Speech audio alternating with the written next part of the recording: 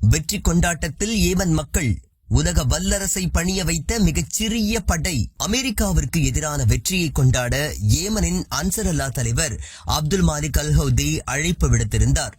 இதனை ஏற்று வடக்கு ஏமனில் உள்ள சனாவைச் சேர்ந்த ஆயிரக்கணக்கான மக்கள் வீதிகளில் இறங்கி அமெரிக்காவிற்கு எதிரான வெற்றியை கொண்டாடினர். மிகப்பெரிய அளவிலான ஆர்ப்பாட்டங்களை நடத்தினர்.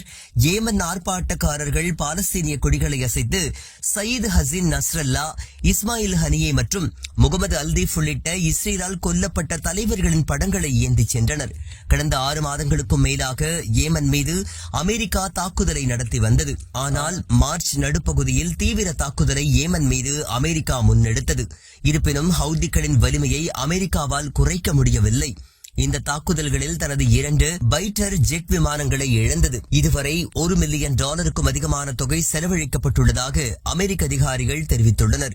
இதனிடையே ஏமன் மீதான தாக்குதலை கைவிடுவதாக கடந்த வாரம் அமெரிக்க அதிபர் டொனால்டு டிரம்ப் அறிவித்தார். மேலும் அதற்கு ஈடாக அமெரிக்க கப்பல்கள் மீது செங்கடலில் ஏமன் தாக்குதல் நடத்தப்படாது எனவும் தெரிவித்தார்.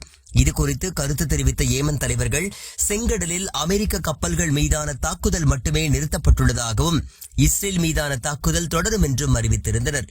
இந்த போர் நிறுத்த ஒப்பந்தத்தை தங்கள் நாட்டின் வெற்றியாக ஏமன் மக்கள் பார்க்கின்றனர்.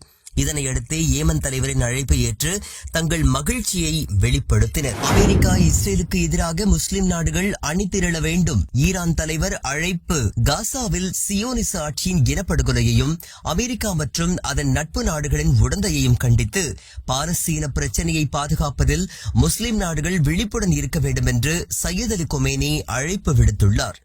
ஈரானில் இஸ்லாமிய புரட்சியின் தலைவர் சையத் அலி கொமேனி முஸ்லிம் உலகம் விழிப்புடன் இருக்க வேண்டும் என்றும் பாலஸ்தீன பிரச்சனையை உலக நினைவிலிருந்து மங்கவிடக்கூடாது என்றும் அழைப்பு விடுத்துள்ளார். காசா பகுதியில் இஸ்ரேலிய ஆட்சியின் தொடர்ச்சியான இனப்படுகொலை செயல்களை எதிர்ப்பதன் முக்கியத்துவத்தை வலியுறுத்தினார். இன்று ஈரான் தலைநகர் டெஹ்ரானில் தொழிலாளர்கள் கூட்டத்தினருடன் நடந்த சந்திப்பின் போது இந்த கருத்துக்களை அவர் தெரிவித்தார்.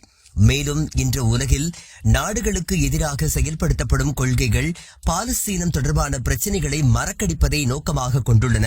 முஸ்லிம் நாடுகள் இதை அனுமதிக்க கூடாது என சையத் அலி கொமேனி கேட்டுக்கொண்டார். அதேபோல வதந்திகள், பல்வேறு அறிக்கைகள் மற்றும் பொருத்தமற்ற புதிய பிரச்சனைகள் மூலம் பாலஸ்தீன பிரச்சனையிலிருந்து மக்கள் மனதை திசை திருப்புகின்றனர். இது நடக்க அனுமதிக்கப்படக்கூடாது என்று அவர் வலியுறுத்தினார்.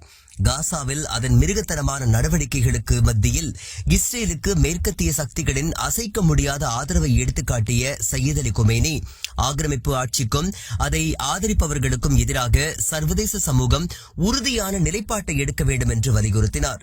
காசா மற்றும் பாலஸ்தீனத்தில் சியோனிச அமைப்பால் செய்யப்படும் அட்டூழியங்கள் தாங்க முடியாத அளவிற்கு கடுமையானவை என்றும் ஒருங்கிணைந்த உலகளாவிய எதிர்ப்பை பதிவு செய்ய வேண்டும் என்றும் வலியுறுத்தினார். உலக மக்கள் சியோனிச ஆட்சியையே எதிர்த்து நிற்க வேண்டும். மேலும் அவர்கள் சியோனிச ஆட்சியின் ஆதரவாளர்களுக்கு எதிராகவும் நிற்க வேண்டும் என்று கேட்டுக்கொண்டார்.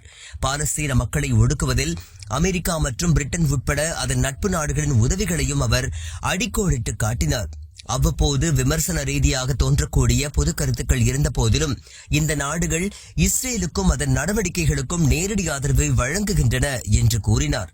பாலஸ்தீனத்தின் துன்பப்படும் மக்கள், குறிப்பாக காசாவில் உள்ளவர்கள் சியோனிச ஆட்சியை எதிர்கொள்வது மட்டுமல்லாமல் அமெரிக்கா மற்றும் பிரிட்டன் போன்ற சக்தி வாய்ந்த நாடுகளின் நேரடி எதிர்ப்பையும் எதிர்கொள்கின்றனர் என்று சையத் அலி கொமேனி குறிப்பிட்டார்.